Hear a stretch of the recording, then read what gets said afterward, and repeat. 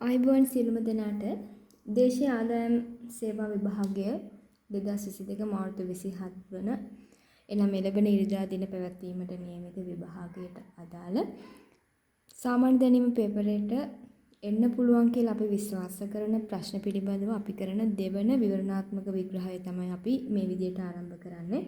පළවෙනි විග්‍රහය අපි දේශීය ආදායම් දෙපාර්තමේන්තුවේ ආරම්භය හා එහා සම්බන්ධව තවත් වැදගත් වෙන කරුණු කීපයක් තමයි කතා කරේ. ඉතින් එතනදී මම මතක් කරා ඊළඟ වීඩියෝ එක දේශීය ආදායම් සේවය හා සම්බන්ධව නැත්නම් දෙපාර්තමේන්තුව හා සම්බන්ධව ක්‍රියාත්මක වන විවිධ බදු ශ්‍රී ලංකාවේ බදු ඉතිහාසයත් එක්ක සම්බන්ධ කරලා වර්තමාන ඉතාමත් මෑත කාලයේදී අර 125ක අධිභාර බදු පැනවීම සහ ඊට පස්සේ ඉතාමත් මෑත කාලේ සිදුවෙච්ච තවත් වෙනස්කම් සහිතව බදු ව්‍යුහයේ විග්‍රහයක් අපි ඉස්සරහට කරනවා. ඉතින් මම ඒක දෙවෙනි වීඩියෝ විදිහට අරගෙන එන්න හැදුවත් සාමාන්‍ය දැනීම එක ළඟ එක හා සම්බන්ධ වීඩියෝ දෙකක් ගෙනවට වඩා අහන්න පුළුවන් කියලා විශ්වාස කරන කාලින දැනීමේ තොරතුරු ටිකකුත් මම අරගෙන එන්න හිතුවා දෙවෙනි වීඩියෝව. අපි තුන්වෙනි වීඩියෝ විදිහට බදු හා සම්බන්ධ විස්තර ටික අරගෙන එමු. ඒතර දෙවෙනි වීඩියෝව මම වෙන් කරනවා දෙසතිය සංග්‍රහව. දෙසතිය කියලා කියන්නේ සාමාන්‍යයෙන් රජයේ තරග විභාග වලට පාදක කරගන්න පුළුවන් රජයේ ප්‍රවෘත්ති පත්‍ර නිවේදනය එහෙම නැත්නම් රජය විසින් අනුමත කරන්නා වූ රජයේ මගින් ප්‍රකාශනයට පත් කරන්නා වූ සංග්‍රහාවක් නිසා ඒකේ තියෙන තොරතුරු අදාළ කරගන්න ගොඩක් දුරට ඉඩ තියෙනවා විශේෂයෙන් රචනා මාතෘකා වලට සහ සාමාන්‍ය දැනීමේ ප්‍රශ්න වලට කෙටි ප්‍රශ්න වලට විශේෂයෙන්. ඉතින් ඒ නිසා දෙවෙනි වීඩියෝ මම පහුගිය අවුරුද්දේ 2021 සහ ඒ වගේම 2020 අවසාන කොටස සහ 2022 වර්ෂ වලට අදාළව දෙසතිය සංග්‍රහව ආශ්‍රයෙන් අපිට ගොනු කරගන්න තියෙන සාමාන්‍ය දැනීමේ කරුණු ටික සාකච්ඡා කරන්න උත්සාහ කරන්නේ. ඉතින් කාල වේලාව සීමාකම නිසා මට මේ ටික පිළිවෙලට සකස් කරගන්න බැරි වුණා. නමුත් අපි ඉඳ තියෙන විදියට අපිට අදාළ කරුණු ටික සාකච්ඡාවට ගනිමු. ඉස්සෙල්ලාම අපි පොඩි chart එකක් ගහ ගන්න ඕන. එහෙනම් මේ ඔයගොල්ලෝ දන්නවා මේ GK2 එක තමයි Inland Revenue exam එකට අදාළව මේ කරගෙන යන්නේ. ඉතින් අපි ඒකට මාතෘකා කරගත්තා.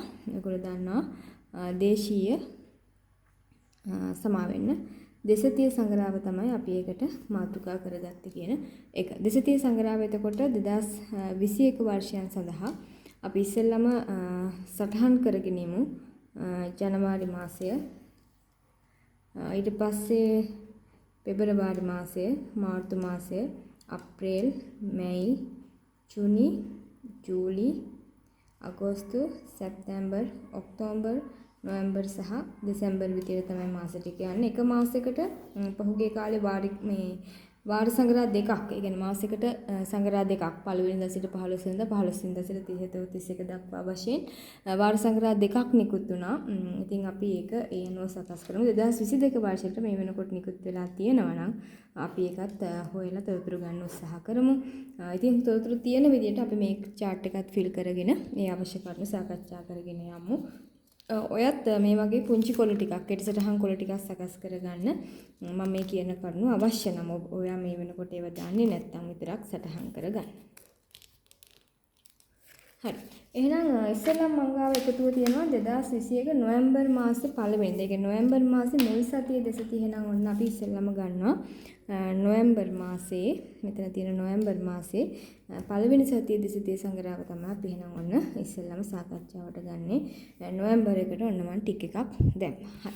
දැන් බලමු ඒකේ අන්තර්ගත කරුණු මොනවද කියන එක අපි සාකච්ඡාවට ගන්න උත්සාහ කරමු. ඒකේ තියෙනවා නොබෙල් සම්මානය හා සම්බන්ධ තොරතුරු පින්නමෙන්නේ කුමන ශේෂ්ත්‍රයන්ටද කියන එක කෙටි ප්‍රශ්න පත්‍රයේ අහන්න පුළුවන් ලියන්න. වෛද්‍ය විද්‍යාව, භෞතික විද්‍යාව, රසායන විද්‍යාව, සාහිත්‍ය, සාමය සහ ආර්ථික විද්‍යාව සඳහා තමයි ඔක පිරිනැමෙන්නේ. 1968 වර්ෂය වෙනතෙක් ඇතන සම්මාන 5යි පිරිනැමුනේ. පසුව තමයි ආර්ථික විද්‍යා සම්මානයකට එකතු වුනේ. එහෙනම් අපිට නොබෙල් කියලා කියන්නේ සාමාන්‍යයෙන් හොඳ ජෙනරල් නොලෙජ් මාතෘකාවක් නිසා අපි ඒකට එක පිටුවක් වෙන් කරගමු. අහන්නත් පුළුවන්කම තියෙන නිසා. ඉතින් ශේෂ්ත්‍ර ටික ඔයාලට මතක නැත්නම් ඒක සටහන් කරගන්න. නමුත් ශේෂ්ත්‍ර 6යි කියලා මම දන්නවා. 1968 තෙක් ශේෂ්ත්‍ර 5යි සහ එතකොට ඉකෝන් තමයි අන්තිමටම එකතු වෙලා තියෙන්නේ. ආර්ථික විද්‍යා ශේෂ්ත්‍ර ඉකොනොමික්ස් තමයි අන්තිමටම එකතු වෙලා තියෙන්නේ. ලාස්ට් එක තමයි ඉකොනොමික්ස් විදියට අපි සටහන් කරගන්නේ. ඉතින් ඒ කාරණා වැදගත්. කෙනෙක්ට අමතකයි නම් මොනවාද ශේෂ්ත්‍ර කියලා සයනුවාශ්‍රිතව දෙකක් තියෙනවා. එකක් තමයි සාහිත්‍ය සහ සාමය. සයනුවාශ්‍රිත දෙක පැත්තකින් තියාගන්න අවසානට එකතු වෙච්ච නිසා ආර්ථික විද්‍යාවත් ඔයාලට අමතක වෙන්නේ නැහැ. ඊට පස්සේ ගත්තන් පස්සේ අපි බයෝ කරන ළමයිගේ ප්‍රධාන විෂයන් තුන තමයි ජීව විද්‍යාව, භෞතික විද්‍යාව, රසායන විද්‍යාව කියලා කියන. නමුත් ජීව විද්‍යාව වෙනුවට වෛද්‍ය විද්‍යාව ලියලා අනිත් දෙක ඒ විදිහට අපිට ලියනවා භෞතික සහ රසායන ආදී වශයෙන්. ඉතින් මේවා මම පැහැදිලිව ලියන්න කාලය ගන්නේ නැහැ. ඉතින් ඔයාට ඇහෙනවා මම මේ කියන දේ අකුරු පැහැදිලි නැති වුණාට ඔයා විදිහට ඒක සටහන් කරගන්න. හරි. 2021 වසරේ නොබෙල් සම්මාන පිළිබඳව අහන්න ඉඩකඩ තියෙනවා මේ ශීර්ෂයන් වල. ඒ නිසා අපි 2021 වර්ෂයට අදාළව 2021 නොබෙල් හා අදාළව මේ ශීර්ෂ පහ පොඩ්ඩක් වෙන් කරලා තියාගමු. එතකොට අපිට අවශ්‍ය කරන ප්‍රධාන කරුණු එකේ සටහන් කරගන්න පුළුවන්කම තියෙනවා. අතම ශීර්ෂ පහක් නෙමෙයි 6ක් තියෙනවා කියලා කිව්වා. මම මෙතනින් එකක් දාන්නම්. මේක අපි සාමයට වෙන් කරමු. මේක සාමය, මේක සාහිත්‍ය, මේක ආර්ථික විද්‍යාව හැමතැනින්ම අහන්නේ නැහැ. නමුත් අපි අපේ එකට සටහන් කොලේට තවත් විභාගයකට ඔයාලට මේක උවමනා වෙන්න පුළුවන්කම තියෙන නිසා සටහන් කරගමු. ඊට පස්සේ දැන් ඔයා කෙටියෙන් ලියන්න වෛද්‍ය විද්‍යාව, ඊට පස්සේ භෞතික විද්‍යාව, ඊට පස්සේ රසායන විද්‍යාව. එතකොට වෛද්‍ය විද්‍යාව සඳහා නොබෙල් සම්මානය ලබාගත් විද්‍යාර්ථයන් දෙදෙනා ඒ වගේ ප්‍රශ්න අහලා නැහැ. සාමාන්‍යයෙන් අහනවා සාහිත්‍ය ප්‍රශ්නය සහ මේ සාහිත්‍ය සම්මානය සහ සාමය පිළිබඳ සම්මානය තමයි විශේෂයෙන් ප්‍රශ්න කිරීමට ලක් වෙන්නේ. ඒක නිසා අපි බලමු ඒ වුණාට මේ මූලික කරුණු ටික සම්පූර්ණ වශයෙන්ම සාකච්ඡාවට ගන්න. එතකොට වෛද්‍ය විද්‍යාව සඳහා ඇමරිකානු විද්‍යාඥයන් දෙදෙනෙක් වෙන ඩේවිඩ් ජුලියස් සහ ආඩන් පැටපෝෂියන් මිනිස් සිරුරට උණුසුම සීතල ස්පර්ශය වැනි සංවේදනා දැනෙන යාන්ත්‍රණය සම්බන්ධව තමයි පරීක්ෂණ කරලා තියෙන්නේ. ඉතින් මම ඒක සටහන් කරගන්නම් මෙහෙම වෛද්‍ය තීරුව යටතේ USA නිලධාරී එක වැදගත් වෙනවා මේ මොන රටද මේ සම්මානය නියෝජනය කරගත්තේ කියන එක වැදගත් වෙනවා. ඒ නිසා රට ලියන්නත් අපි ඉඳ තියාගමු. ඒතර USA වලින් මිනිස් සිරුරට උණුසුම සීතල ස්පර්ශය වෙන සංවේදන දැනෙන යාන්ත්‍රණය. ඒතර සංවේදන යාන්ත්‍රණය කියලා දාමු හේතුව මොකක් අරබයාදී කියන එක සාමාන්‍යයෙන් වැදගත් වෙනවා. සංවේදන යාන්ත්‍රණය මිනිස් සිරුරේ කියලා කියන්නේ මම ඔන්න මිනිහෙක් වැඳ සංවේදන යාන්ත්‍රණය. එතකොට මේක කවුද නම් දෙක. ඉතින් මේක නම් පාඩම් කරන්න යන්න අවශ්‍ය වෙන්නේ නැහැ. හැබැයි ඉතින් දෙපාර තුන් පාර ඔයා කෙටි කොලේ දැක්කොත් කෙටි සටහන් කොලේ දැක්කොත් ඔයාට මේක මතකේ තියෙයි. පැටපෝෂියන් කියලා කෙනෙක් මේ විදිහට ඉන්නවා. මොකද ඩේවිඩ් කියන එකනයි ආඩෙම් කියන එකනයි ඩේවිඩ් and ආඩෙම් කියලා පොඩ්ඩක් මතක තියාගන්න. ඩේවිඩ් and ආඩෙම් කියලා තමයි නම් දෙක සඳහන් වෙන්නේ. ඩේවිඩ් ජුලියස් and ආඩම් පැටපෝෂියන් කියලා විදිහට තමයි නම් දෙක සඳහන් වෙන්නේ. ඊට පස්සේ 2021 භෞතික විද්‍යාව සඳහා වන නොබෙල් සම්මානය බෙදී ගියේ කවුරුන් අතරද? එහෙනම් භෞතික විද්‍යාව ජපාන් වලට තමයි භෞතික විද්‍යා සම්මාන ගිහින් තියෙන්නේ. ජපාන් ජාතික සුකුරෝ මනාබේ, ජර්මන් ජාතික ක්ලෝස් හැසල්මාන් සහ ඉතාලි ජාතික ජෝජියෝ පර්සි අතර. ඒතර අහන්න පුළුවන් හොඳ ප්‍රශ්නයක් තමයි භෞතික විද්‍යා සම්මානය බෙදී ගියේ කවර ජාතිකයන් අතරද කියන එක. ඒතර එකම රටක පිරිසක් එකතු වෙලා කරපු දෙයක් වෙනුවෙන් නෙමෙයි. එහෙනම් ජපානය, ඊට පස්සේ ජර්මනිය, ජර්මනිය සහ ඉතාලිය.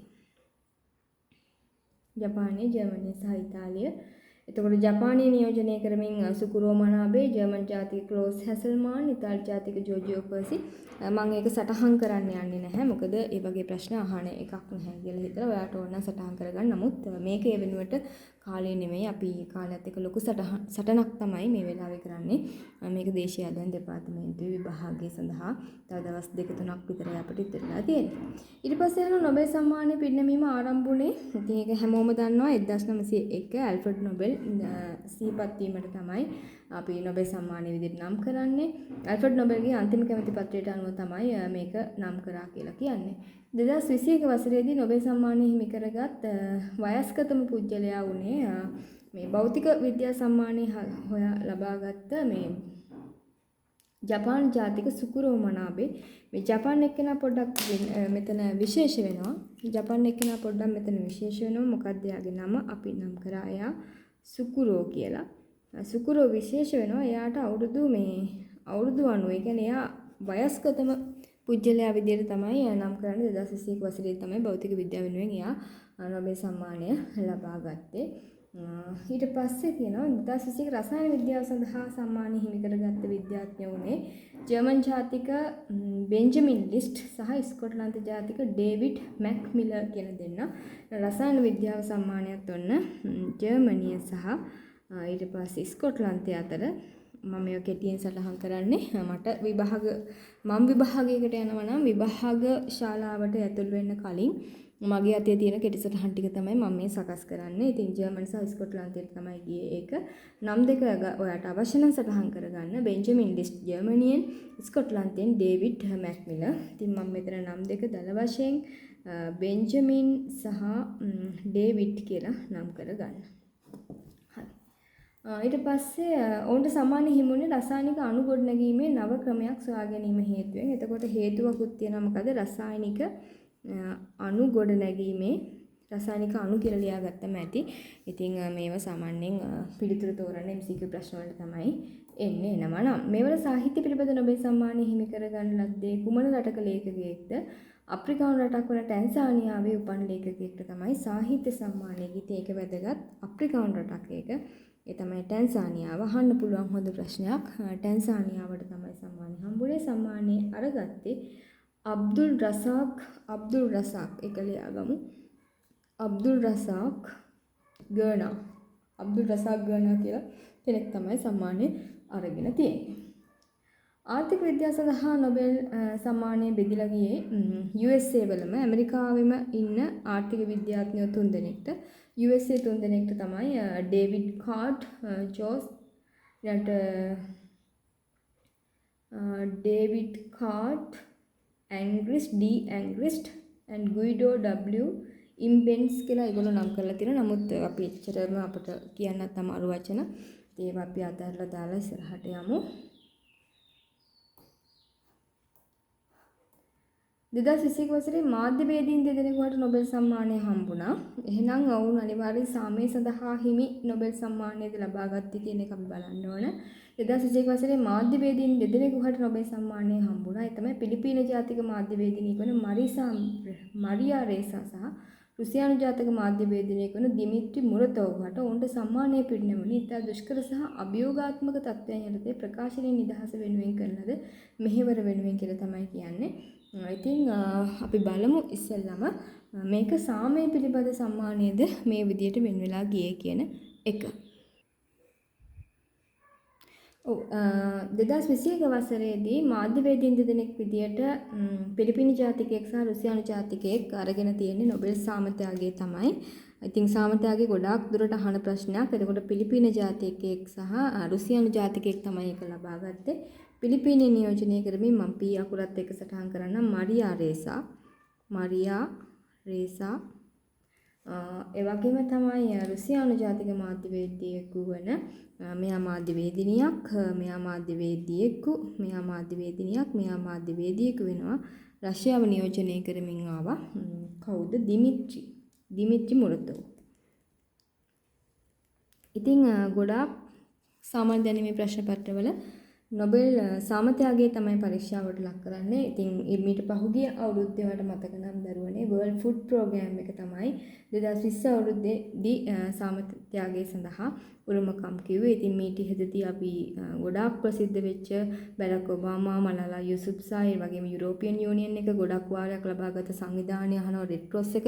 ඒ සාමත්‍යයගේ හා සම්බන්ධව තමයි ඒ සියලුම ප්‍රශ්න කිරීම ගොඩාක් දුරට නොබෙල් ආශ්‍රයෙන් සිද්ධ කරන්නේ. හරි. එතකොට මේගොල්ලන්ට කුමක් අරබයාද මේක උනේ කියලා කියනවා නම් ඉතා දුෂ්කර සහ අභියෝගාත්මක තත්ත්වයන් යටතේ ප්‍රකාශනයේ නිදහස වෙනුවෙන් ඉතින් මාධ්‍යවේදිනියන් දෙදෙනෙක් නම් හොඳ මාධ්‍ය මෙහෙවරක් වෙනුවෙන් තමයි ඒක ඉෂ්ට සිද්ධ කරන්න ඇත්තේ කියලා කියනවා. ඊට පස්සේ ඒත් එක්කම අහන ප්‍රශ්නයක් මෙතන තියෙනවා. ICIJ කියන යනුවෙන් හඳුන්වන සංවිධානය මොකක්ද කියන එක. ICIJ. එතකොට මොනවද නොබෙල් පිටුව පැත්තකින් තියලා පොඩි කෙටි යෙදුම් හා සම්බන්ධ කරන්න මම මේක තියාගන්නවා. ඉතින් ඕන වෙන කරුණක් මේක. ICIJ කියලා හඳුන්වන්නේ ගවේෂණාත්මක මාධ්‍යවේදීන්ගේ අන්තර්ජාතික සංසදය. එහෙනම් ලියන්න ගවේෂණාත්මක මාධ්‍යවේදීන්ගේ අන්තර්ජාතික සංසදය. ගවේෂණාත්මක මාධ්‍යවේදීන්ගේ අන්තර්ජාතික සංසදය තමයි ICIJ ලෙසට හඳුන්වන්නේ. පැනමා පත්‍රිකාවලින් චෝදනා එල්ල වෙච්ච ආයතනය මොකක්ද කියලා මම මේ ඔක්කොම දෙසතිය සංග්‍රහය අපි තෝරගත්ත ආශ්‍රයෙන් ගොඩනගාගත්ත ප්‍රශ්න ටිකක් තමයි මේ අහන්නේ. පැනමා පත්‍රිකාවලින් චෝදනා එල්ල වන ආයතනය තමයි මොසැක් ෆොන්සේකා සමාගම. එහෙනම් අපි ඒක සටහන් කරගමු එහෙම. පැනමා පත්‍රිකාවලින් චෝදනා කාටද චෝදනා? මොසැක් ෆොන්සේකා සමාගමට. මොසැක් ෆොන්සේකා සමාගමට ඔයගොල්ලෝ සටහන් කරගන්න මම සටහන් කරන වේගයෙන්ම. එයා ඉන්දියා ගුවන් සේවය මිලදී ගත් ආයතනයක්.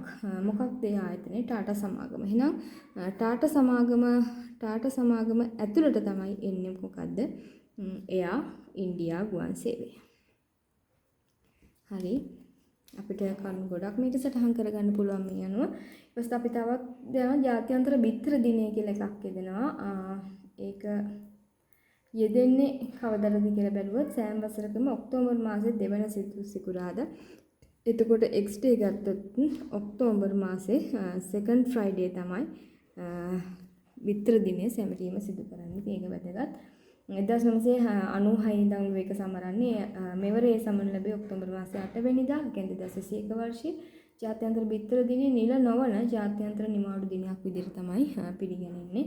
ඉතින් මෙතන ඒ වගේ කරුණු නම් අවශ්‍ය වෙන්නේ නැහැ. 1996 onward විදිහට අපි ඒක ලියාගමු.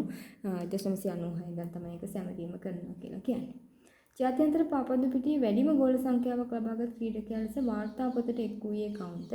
ඉතින් මේක ක්‍රීඩා පුවත්. අපිට අනිවාර්යෙන් වසරේ ක්‍රීඩා පුවත් සඳහා පිටුවක් ඕන වෙනවා. ඉතින් අපි ස්පෝර්ට් කියලා මේක පොඩ්ඩක් තියාගමු. මෙතන අපිට එක එක කරුණු සටහන් කරගන්න පුළුවන්. ජාත්‍යන්තර පාපන්දු පිටියේ මේක පාපන්දු හා සම්බන්ධව ප්‍රධානම කරුණු ටික අපි එතන සටහන් කරගන්න ඕන. වැඩිම ගෝල සංඛ්‍යාවක් ලබාගත් ක්‍රීඩකයා. වැඩිම ගෝල ක්‍රිස්ටියානෝ රොනාල්ඩෝ. ක්‍රිස්ටියානෝ රොනාල්ඩෝ තමයි වැඩිම ගෝල සංඛ්‍යාවක් ලබාගෙන තියෙන්නේ. යුරෝපීය පාපන්දු කුසලාන සූරීන්ගේ ලීගයේ වැඩිම ගෝලලාභියා ලෙස දැනට වාර්තා පොත් අතර සිටින ක්‍රීඩකයා බවට පත් වෙන්නේ ක්‍රිස්ටියානෝ රොනාල්ඩෝ. යුරෝපීය පාපන්දු කුසලාන සූරීන්ගේ ලීගයේත් එයා තමයි ඉන්නේ. ජාත්‍යන්තර පන්දු පිටියෙත් එහෙමයි. යුරෝපීය පාපන්දු කුසලාන සූරීන්ගේ ලීගයේ වැඩිම ගෝලලාභියා විදියට ඉන්නේ. එතකොට මේක ජාත්‍යන්තර ඉන්ටර්නැෂනල් වැඩිම ගෝල EUත් එකේ වැඩිම ගෝල ඉන්නේ. යුරෝපීය පාපන්දු කුසලාන ශූරින්ගේ ලීගයේත් ක්‍රිස්ටියානෝ රොනාල්ඩෝ තමයි වැඩිම ගෝල වාර්තාකරුවා විදියට ඉන්නේ. හරි. අභ්‍යවකාශයට ගිය වයස්ගතම පුද්ගලයා ලෙස වාර්තා පොතට එක් වූයේ කවුද කියලා අහනවා. මෙන්න මේ අභ්‍යාස ගමන් ටික ගැන පහුගිය කාලේ සිද්ධ වෙච්ච ස්පේස් X සවාරි සහ තවත් සවාරි කීපයක් ගැන අහන්න ඉඩකඩ තියෙන නිසා අපි පොඩ්ඩක් තවත් පේජ් එකක් වෙන් කරගෙන යමු. ස්පේස් එක කියන්නේ අභ්‍යවකාශය හා සම්බන්ධ කරුණු ටික එක තැනකට ගොනු කරගන්න. ඒක ගොඩක් වැදගත් වෙයි ඔයාටත්. අභ්‍යවකාශයට ගියපු එකත් අපි කොටස් කීපයකට වෙන් කරගමු.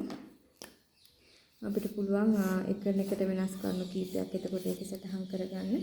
අභ්‍යවකාශයට ගියපු වයස්ගතම පුද්ගලයා, ස්පේස් එකට ගියපු වයස්ගතම පුද්ගලයා විදියට හඳුන්වන්නේ එයාට අවුරුදු 90යි. ඒ තමයි නළුවෙක් ඇක්ටර් කෙනෙක් විලියම් ෂැට්නර් කෙනෙක්. සිංහලෙන් අපි ඒක සටහන් කරගමු. ඒ තමයි විලියම් ෂැට්නර්. විලියම් ෂැට්නර් තමයි මේ විදියට ස්පේස් එකට ගියපු වයස්ගතම පුද්ගලයා බවට පත් වෙන්නේ. එතෙක්ම සඳහන් වෙනවා ලෝ බලගතම විදේශ ගමන් බලපත්‍රය සහිත රටවල් සහ දුර්වලම ගමන් බලපත්‍ර සහිත රටවල් ප්‍රකාශයට පත් වුණා. ලන්ඩනයේ පදනම් කරගෙන මේ ක්‍රියාත්මක හෙන්ලේ ආයතනයේ මෙම දර්ශකයෙන් නිකුත් කරන ලදී. ලෝකේ බලගතම ලයිස්තුවේ ප්‍රමුඛ ස්ථානයේ හිමි තිබූ රට තමයි. ඒ කියන්නේ විදේශ ගමන් බලපත්‍රවල ප්‍රමුඛ ස්ථානයේ ඉන්නේ ජපානය සහ සිංගප්පූරු. එම් බලපත්‍ර හිමිකරුවන්ට පූර්ව වීසා නොමැතිව රටවල් 192ක සංචාරය කරන්න පුළුවන්කම තියෙනවා. එසේම දුර්වලම ගමන් බලපත්‍ර හිමි රට ඇෆ්ගනිස්තානය වුණා. මේක අපි අපේ පොදු තොරතුරු සටහන් කරන එකට ගමු. එතකොට මේ විදේශ ගමන් බලපත්‍ර ප්‍රබලම දුබලම එහෙම සටහන් කරගමු. මේක ප්‍රකාශයට පත් කරේ ලන්ඩනය. ඉතින් ලන්ඩනය මෙතන ජපානය සහ සිංගප්පූරුව තමයි ප්‍රබලම තත්ත්වයේ හිටියේ, දුබලම තත්ත්වයේ හිටියේ ඇෆ්ගනිස්තානය කියන එක මම සටහන් කරගත්තා. ඊට පස්සේ අහනවා මෙහෙම ලෝ පළමු ඩිජිටල් ස්වයංක්‍රීය රියදුරන් රහිත දුම්රිය හඳුන්වා දුන් රට. ඔන්න අහන්න පුළුවන් දේවල්. ඩිජිටල් ස්වයංක්‍රීය රියදුරන් රහිත කියන්නේ ස්වයංක්‍රීය දුම්රිය කියලා දාම ස්වයංක්‍රීය කියලා කියන්නේ රියදුරන් නැති ස්වයංක්‍රීය දුම්රිය හඳුන්වා දුන්නේ අපි හැම එකටම චීනය කියලා කිව්වට මෙතනට එන්න ඕන ජර්මනිය උත්තරේ. එතකම තියෙනවා මෙහෙම ලෝ ලාභාලතම තාරකා විද්‍යාඥවරිය කවුද කියලා අහනවා. ඒ තමයි 8 හැවිදිරි බෙසිල ජාතික නිකොලේ තමයි ලෝකේ ලාභාලතම තාරකා විද්‍යාඥ. අපි ඒකත් දාමු. ලාභාලතම තාරකා විද්‍යාඥවරිය. එයාට අවුරුදු 8යි. අවුරුදු 8 අපේ 3 වසරේ දරුවෙක් වගේ. එයා බ්‍රසීල් වලින් කෙනෙක්. ඒ තමයි නිකොලේ ඔලිවියාරා තමයි එයාගේ නම. අපි නිකොලේ කියලා පොඩ්ඩක් සටහන් කරගමු. හරි. එතනින් අපි ආරම්භය ගත්තේ 2021 නොවැම්බර් මාසේ පළවෙනි කොටසට අදාළ මුළු සංග්‍රහම කියවීමෙන් අපේ විභාග සඳහා ආධාර කරගන්න පුළුවන් සාමාන්‍ය දැනීමේ කණ්ඩු විග්‍රහය තමයි මම මේ විදිහට අරගෙන ආවේ. අපි දැන් බලමු ඊළඟට අපිට තියෙන 2021 ඔක්තෝබර් 15 දසතිය සංග්‍රහය. එහෙනම් ඔක්තෝබර් මාසේ දෙවෙනි කොටස තමයි ඔන්න අපිට ආවේ. ඔක්තෝබර් මාසේ දෙවෙනි කොටස තමයි අපි දැන් ඔන්න සාකච්ඡාවට ගන්න හදන්නේ. ඒකේ තියෙන කරුණු ටික මම ඔයාලට මේ විදිහට කියන්නම්.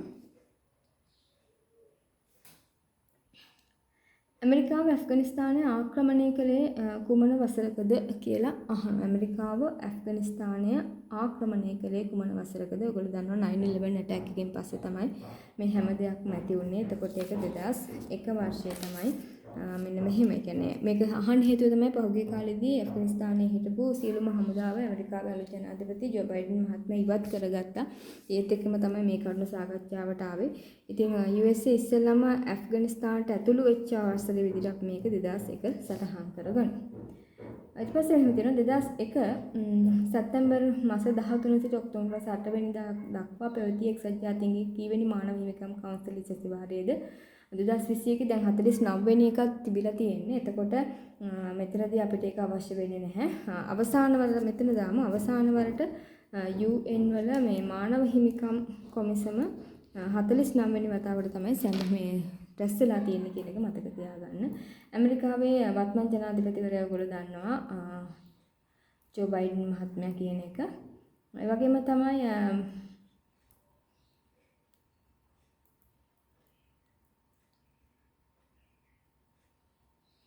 එක්සත් ජාතීන්ගේ මානව හිමිකම් පිළිබඳ මහා කොමසාරිස්වරිය කවුද කියලා අහනවා. මිෂෙල් බැෂලේ තමයි මේක සඳහන් වෙන්නේ. අපි ඒක වෙනස් වුණොත් පොඩ්ඩක් බලමු. UN වල මානව හිමිකම් මහා කොමසාරිස්වරිය තමයි මිෂෙල් බැෂලේ කියලා කියන්නේ.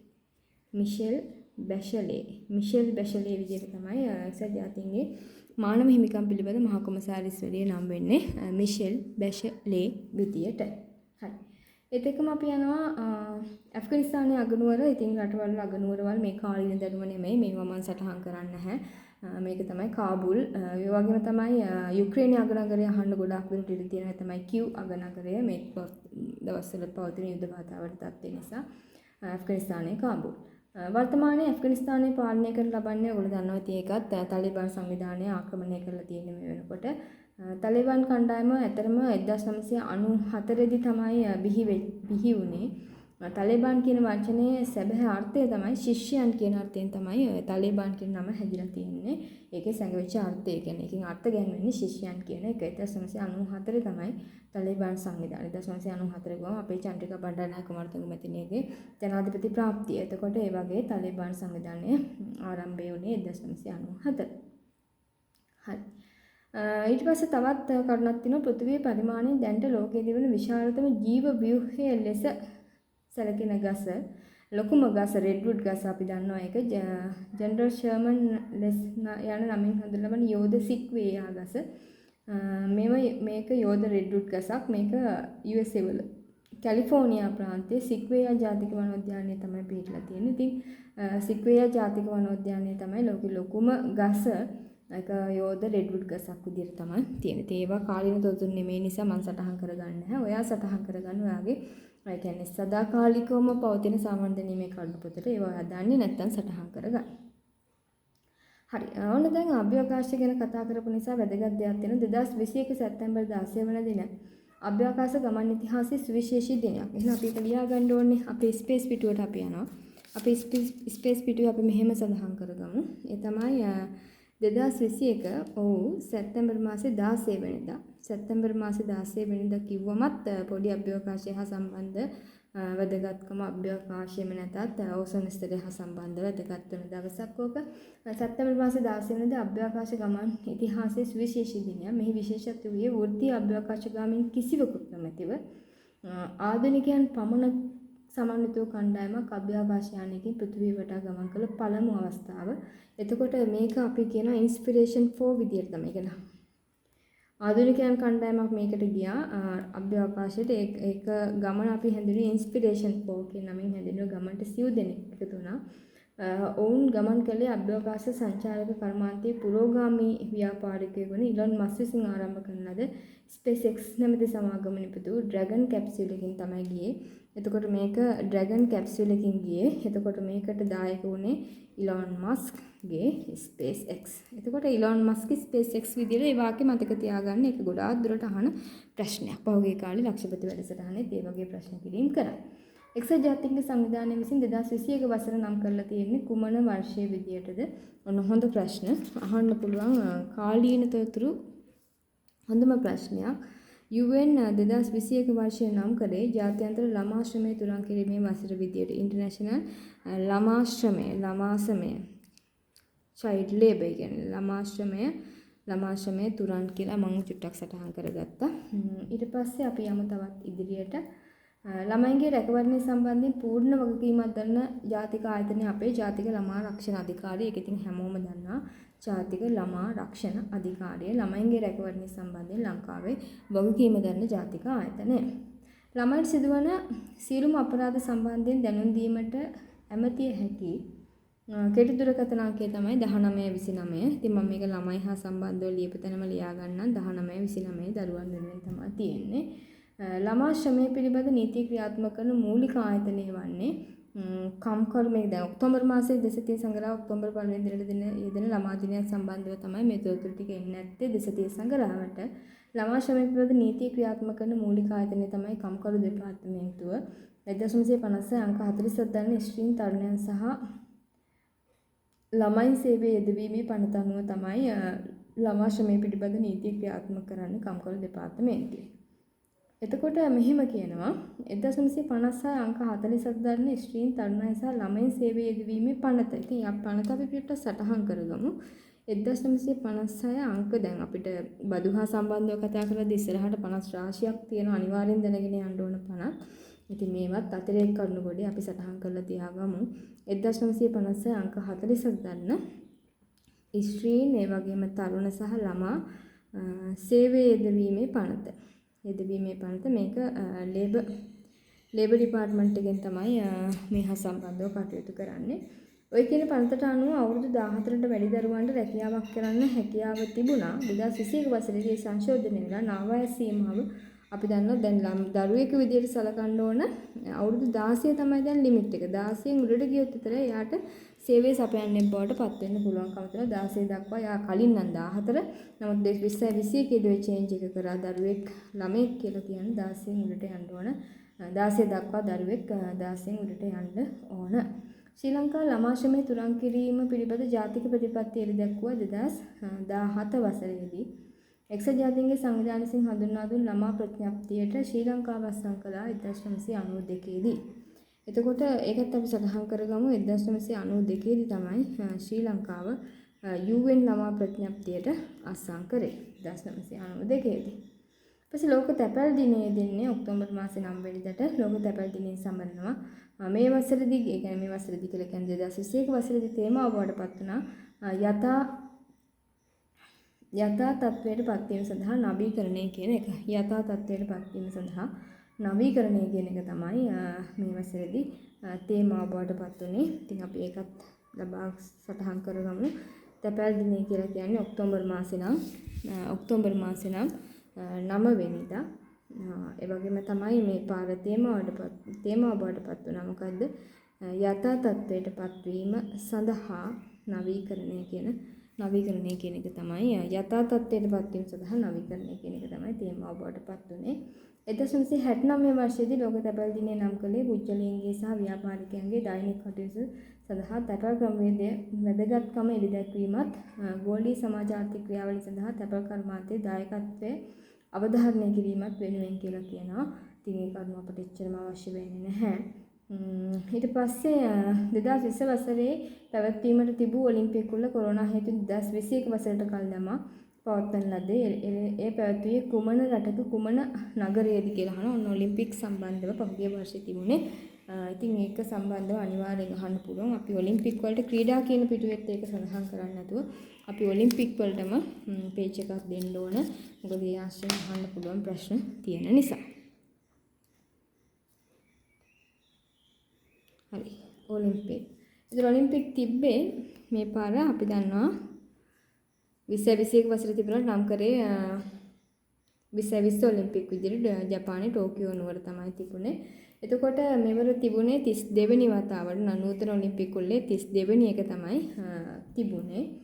ටෝකියෝ ඔලිම්පික් උල්ලේ පළමු රන් පදක්කම චීනයේ යැන්කි ආන්ට තමයි වායු රයිෆල් ඉසව. එතකොට ප්‍රස්ට් රන් පදක්කම ගියේ චීනයට ඒ වායු රයිෆල් ඉසව්වට ඒ කියන්නේ මුළු තරගාවලියේම පළවෙනි රන් පදක්කම.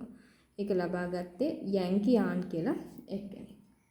ඔලිම්පික් ජවන ඉසව් ඉතිහාසයේ වැඩිම පදක්කම් හිමි කරගත් ක්‍රීඩිකා බවට පත් වුණේ කවුද කියලා අහනවා. ඔලිම්පික් ජවන ඉසව් ඉතිහාසයේ වැඩිම පදක්කම් හිමි කරගත් ක්‍රීඩිකා බවට පත් වූයේ ඔලිම්පික් ජවන ඉසව් ඉතිහාසයේ වැඩිම පදක්කම් හිමි කරගත් ක්‍රීඩිකා බවට පත් වූයේ කවුද කියලා අහනවා. ඉතින් අපි ඒක සටහන් කරගමු. ඒ කියන්නේ ජවන ඉසව් වල ඇමරිකානු ජවන මල්ල ක්‍රීඩිකාව ඇලිසන් ෆිලික්ස් තමයි ජවන ඉසව්වේ වැඩිම පදක්කම්.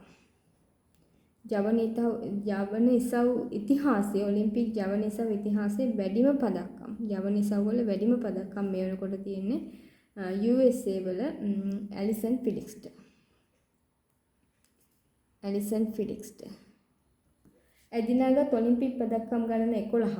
ඒ කියන්නේ 11ක්ම දිනාගෙන තිනවා එයා තනියෙන් ජවන ඉසව් වෙනුවෙන්. මේ දක්ෂතා සමග එයා අභිභාගයේ කෙටිදුර දිවීමේ පුරාවෘත්තයක් වන කාල් ලුයිස්ගේ 1996 වසරේ සිට පැවැත්වෙන පදක්කම් 10ක ඇමරිකානු වාර්තාව තමයි අභිභාගයෙන් තියෙන්නේ. වයස 35ක් වන අය මෙවර ජවන හා පිටියේ රන් පදක්කමක් දිනාගත්තේ එවැනි හපංකමක් දැක්වූ වැඩිම වයස්ගත ඇමරිකානු කාන්තාවක් බවට පත් වෙමින් කියලා කියනවා. එතකොට මේ විදියට එයා රෙකෝඩ් එක කැඩුවේ ඒ තමයි කාල් ලුයිස්ගේ රෙකෝඩ් එක තමයි මේ විදියට මේ ජවන කියන්නේ පදක්කම් 11ක්ම Taman සතු කරගෙන ඔලිම්පික් පදක්කම් ජවන ඉසව් වලින් වාර්තාව තිබ්බේ ඇලිසන් ෆිලික්ස් කියන ක්‍රීඩිකා. හරි. ඔලිම්පික් වල වැඩිම පදක්කම් දිනාගත් ක්‍රීඩකයා. ඇමරිකාවේ 24 හැවිරිදි ලෝකයේ හොඳම පිහිනුම් ක්‍රීඩකයා ලෙස බොහෝ දෙනාගේ කතාබහට ලක්ව සිටින කයිල ඩ්‍රෙසල් තමයි ඔලිම්පික් උළෙලේ වැඩිම පදක්කම් දිනාගත්තේ. එතකොට මේ ඔලිම්පික් උළෙලේ වැඩිම පදක්කම් මේක රන්දරිදීද ලෝකෙද කියලා සඳහන් වෙන්නේ නැහැ. වැඩිම පදක්කම් දිනාගත්තේ USA ක්‍රීඩකයේ පිහිනුම් ක්‍රීඩකයෙක් ඒ තමයි කයිලබ් ඩ්‍රෙසල් තමයි ඒ සම්මානයේ සමාවෙන්නේ ඒ විදියට පදක්කම් හිමි කරගෙන තියෙනවා. ටෝකියෝ ඔලිම්පික් 2020 සමස්ත පදක්කම් සටහනේ පළමු ස්ථානය. ඉතින් අපි ඒක ලියන්න ඕන 1 2 3 ඒ ආදී වශයෙන් එක ලබා ගත්තේ අපි දන්නවා USA. එක ලබා ගත්තේ USA. එතකොට මෙය ඇමරිකාව විසින් පිට දෙවෙනි වතාවටත් ලබාගත් ජයග්‍රහණය. ඒ කියන්නේ ඔලිම්පික් ඉතිහාසයේ එක ළඟ තුන් වතාවක් ජයග්‍රහණය කරනවා. ඒ ජයග්‍රහණය කිරීම තුළ රන්, රිදී සහ ලෝකඩ ආදී වශයෙන් අපි පදක්කම් සටහනක් පොඩ්ඩක් දක්වමු. එතනදී රන් පදක්කම් 39ක්, රිදී පදක්කම් 41ක්, ලෝකඩ පදක්කම් 33ක් සමග මුළු පදක්කම් 113ක් දිනාගෙන තමයි USA අංක 1ට ආවේ. චීනයේ දෙවෙනි ස්ථානයේ චයිනා, සත්කාරක ජපානය, ඒ කියන්නේ ජපාන වල තිබුණේ ජපානය තමයි තුන්වෙනි ස්ථානයට ආවේ. ජපානයේ ටෝකියෝ අගනුවර පැවති මෙම ක්‍රීඩාවලට රටවල් 204ක් මේ පාර ඔලිම්පික් එකට රටවල් 204ක් රටවල් නියෝජනය වුණා. ඒ වගේම තමයි ක්‍රීඩකාවෝ ආදී වශයෙන් ගත්තොත් 11427ක් සහභාගී වෙලා තියෙනවා. මෙවර ඔලිම්පික් උළෙලදී බිහි නව ලෝක වාර්තා ගාන 20යි. ඒ කියන්නේ නිව් වර්ල්ඩ් රෙකෝඩ් බිහි වෙලා තියෙනවා 20ක්. ක්‍රීඩා 33ක් යටතේ පැවති ඉසව් 339ක් වෙනුවෙන් පිරිනැමන ඔලිම්පික් පදක්කම් පාවිච්චියෙන් ඉවත් කරන ජංගම දුරකථන වලින් තමයි නිපදලා තියෙන්නේ. එතකොට පාවිච්චියෙන් ඉවත් කරපු මොබයිල් වලින් තමයි පදක්කම් නිර්මාණය කරලා තියෙන්නේ කියලා කියනවා. ඒ වගේම තමයි ක්‍රීඩා ඔක්කොම 33ක් තිබිලා තියෙනවා සහ ඒවා තුළ ඉසව් 339ක් නියෝජනය වෙලා තියෙනවා. ටෝකියෝ ඔලිම්පික් උළෙලදී ශ්‍රී ලංකාව නියෝජනය කරමින් මෙතන ක්‍රීඩකාවෝ මෙච්චර ගාණක් ඉදිද්දි මේ තුර ශ්‍රී ලංකාව නියෝජනය කරමින් හිටියා 9 දෙනෙක්. ඊට පස්සේ මේ පාර පැරා ඔලිම්පික් උළෙලත් විශේෂ වුණා. ඒ නිසා මේකේ අනිත් පැත්ත අපි ඒ වෙනුවෙන් ගමු. මොකද අපිට රන් පදක්කමක් හිමි වෙච්ච නිසා පැරා ඔලිම්පික් ඉතිහාසයේ පළමු වතාවට පැරා ඔලිම්පික් ගැනත් අපි යමක් කතා කරමු. ඉතින් ඔයගොල්ලෝ දන්නවා වගේම කායික ආබාධ සහිත ක්‍රීඩිකාවන් සඳහා දොරටු විවරව ඇති මෙය මුලින්ම නිල වශයෙන් ආරම්භ කරන්නේ 1960 වසරේදී. 1960 වසරේදී ඔලිම්පික් උළෙලෙන්ම ශීත හා ගිම්හාන වශයෙන් පැරා ඔලිම්පික් උළෙල පැවැත්වෙන අතර ඒ කියන්නේ සාමාන්‍ය ඔලිම්පික් උළෙල ශීත සහ ගිම්හාන වශයෙන් පැරා එකත් ඒ විදිහටම තියෙනවා. ඉතින් ගිම්හාන පැරා වල දැන් ගිම්හාන ඔලිම්පික් උළෙල තමයි සහ ගිම්හාන පැරා ඔලිම්පික් උළෙල තමයි අවසන් වුණේ විදිහට. ගිම්හාන ඔලිම්පික් උළෙලට සමගාමීව ගිම්හාන පැරා ඔලිම්පික් උළෙල පැවැත්වෙන්නේ ඔලිම්පික් උළෙල පැවති ජපානයේ ටෝකියෝ. එතකොට 1960 තමයි ආරම්භය. ජපාන් ටෝකියෝ වල තමයි මේකත් තිබුණේ. 1976 වසරේ මුලින්ම ආරම්භ වුණ ශීත ඍතු ඔලිම්පික් උළෙල මීළඟ අදියර 2022. එතකොට මේ 1960 ආරම්භයේ සටහන් වුණා. එතකොට ඒක අපි කියන්නේ ගිම්හානේ තමයි අතර එකක් තමයි තිබුණේ. නමුත් 1976 සිට තමයි ශීත ඔලිම්පික් උළෙල කියන එකක් ශීත පැරා ඔලිම්පික් උළෙල කියලා එකක් වෙන්නේ. ඉතින් ඒක ගත්තන් පස්සේ ඒක ඊළඟට තියෙන 2022 චීනයේ බීජිං වල තමයි ඒක තියෙන්න නියමිත වෙලා තියෙන්නේ. ශ්‍රී ලංකාවේ ප්‍රථම වරට ඔලිම්පික් පදක්කම අපි දන්නවා අපි ඉස්සෙල්ලාම ඔලිම්පික් වලට ඔලිම්පික් උළෙලකට සහභාගී වුණ අවුරුද්දේ මම ලැබුණේ 1948 ඩංකන් වයිට් මහත්මයාගෙන් තමයි අපට ඒක හම්බ වුණේ. ඔලිම්පික් උළෙලේ ප්‍රථම වරට අපිට රිදී පදක්කමක් ආරම්භයේ ලෝකෙට පදක්කමක් ගෙනල්ලා නමුත් පස්සේ අපිට ඒක රිදී පදක්කමක් බවට පත් වුණා. ඒක සිද්ධ වුණේ ඕස්ට්‍රේලියාවේ සිඩ්නි 2000 වසරේ ඔලිම්පික් උළෙලෙන් තමයි සුසන්තිකා ජයසිංහ මහත්මිය අපට ඒක අරගෙන දුන්නේ. 2018 ගිම්හාන යෝන් ඔලිම්පික් උළෙලේදී ලංකාවට ලෝකෙට පදක්කමක් ගෙනත් දුන් ක්‍රීඩකාව තමයි පාරමී වසන්ති මාරිස්ටෙලා කියලා කියන්නේ. ඒක යෝන් ඔලිම්පික් උළෙලකදී අපිට 2018 අපි එක පැත්තකින් පොඩක් සටහන් කරලා තියාගමු. අපිට අහන්න පුළුවන් මොකද ඒකත් යෝන් උනාට ඔලිම්පික් උළෙලක්. ඉතින් යෝන් ඔලිම්පික් වලදී අපිට ලෝකෙට පදක්කමක් අරගෙන ආවා. ඒ තමයි පාරමී වසන්ති ක්‍රීඩිකාව.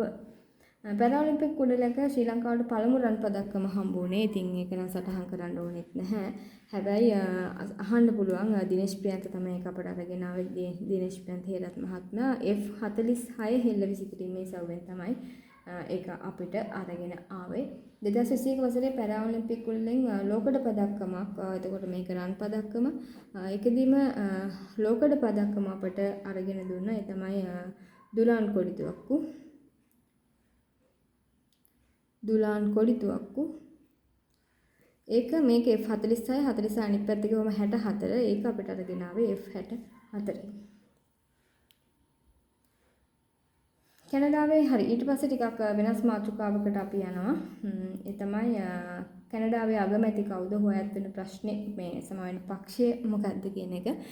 කැනඩාවේ අගමැති තමයි ජස්ටින් ට්‍රූඩෝ මහත්මයා. ඔහු අයත් වෙන්නේ ලිබරල් පක්ෂයට. කැනඩාවේ අගමැති ඒ වගේම තමයි පාකිස්තානයේ අගමැති අපෙන් අහන්න ඉඩකඩ තියෙනවා. පහුගිය කාලේ අපි සංචාරය කරපු අපි නෙමෙයි අපේ රාජතාන්ත්‍රිකයෝ දේශපාලඥයෝ සංචාරය කරපු රටවල් ආශ්‍රයෙන් අහන්න පුළුවන්කම තියෙනවා. සහ එහෙන් මෙහෙට ආපු විශේෂයෙන් ඔය දකුණු කොරියාවේ කතානායකවරයා පහුගිය කාලේ අපේ රටේ සංචාරය ප්‍රචාරයක යෙදුණා. ඉතින් නම් අහන්න පුළුවන්කම තියෙනවා. ඉතින් ජස්ටින් ට්‍රූඩෝ මහත්මයා කැනඩාවේ අගමැති ලිබරල් පක්ෂය තමයි නියෝජනය කරන්නේ. පාකිස්තානයේ ඉම්රාන් ඛාන් මේ විදිහට අපි ඒවා දැනගෙන ඉන්න ඕන.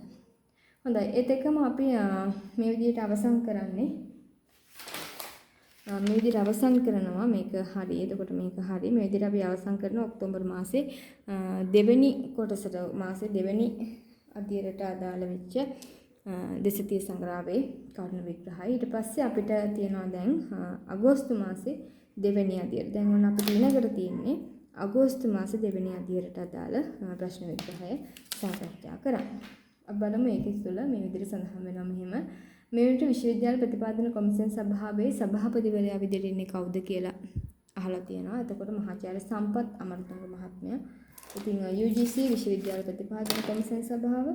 ඉතින් අපි ඒක මෙහෙම නම් කරගමු. UGC. එතකොට මේ 2021 අගෝස්තු වෙනකොට තත්ත්වයේ සභාපති විදිහට හිටියේ සම්පත් අමරතුංග. හරි. ඊට පස්සේ ලෝක දියගිලින් වළක්වා ගැනීමේ දිනය තමයි ජූලි 25. අපි ඒක සටහන් කරගමු. දියගිලීම් වළක්වා ගන්න දිනයක් තියෙනවා. ඒ තමයි ජූලි මාසයේ 25. එක්සත් ජාතීන්ගේ මහා මණ්ඩලයේ 75 වෙනි සැසිවාරයේදී සෑම වසරකම ජූලි මාසයේ 25 වෙනි දින ලෝක දියගිලීම් වළක්වා ගැනීමේ දිනය විදිහට ප්‍රකාශයට පත් කරලා තියෙනවා. දියගිලීම් ඊයම බහුලම රට විදිහට හඳුන්වන්නේ ගයනාව. ශ්‍රී ලංකාවේ 23 වන. දැන් ශ්‍රී ලංකාව ගත්තන් පස්සේ ඔය ශ්‍රේණියේ 23 වෙනියට ඉන්න ප්‍රශ්ට එකට ඉන්නේ ගයනාව කියන රට. දියගිලි මියම් අවමව තියෙන්නේ කියන අඩුම විදියට වාර්තා වෙන්නේ සිංගප්පූරුව තුල. CPR කියලා කියන්නේ මොකක්ද කියන එක අහන්න පුළුවන්කම තියෙනවා. CPR ලෙස හඳුන්වන කෙටි යෙදුම් CPR විදියට හඳුන්වන්නේ මුඛ සසන සහ පපු තෙරපුම කියලා කියනවා මේකට. මුඛ සසන සහ පපු තෙරපුම කියලා තමයි මේක කියන්නේ. CPR කියන කෙටි නමින් හඳුන්වන්නේ ඒක.